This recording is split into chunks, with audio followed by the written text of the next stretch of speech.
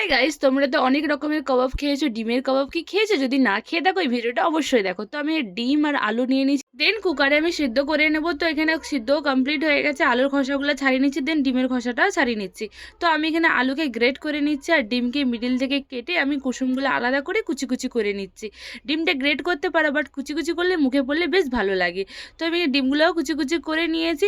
দেন এখানে অন্য সাইডে আমি ব্রেস্তাও ভেজে নিচ্ছি। তো ব্রেস্তাও ভাজা কমপ্লিট হয়ে গেছে। দেন একটা বোলের মধ্যে গ্রেট করা আলু, কুচি করা ডিম সিদ্ধ, পরিমাণ মতো ধনে গুঁড়ো, জিরে গুঁড়ো, লঙ্কার গুঁড়ো, গরম মশলা গুঁড়ো আর পরিমাণ মতো কাঁচা লঙ্কা কুচি, ধনেপাতা কুচি আর ব্রেস্তা। তারপরে দেবো পরিমাণ মতো লবণ, ডিমের কুসুম আর বেসন দিয়ে ভালো করে মিক্সড করে নেব।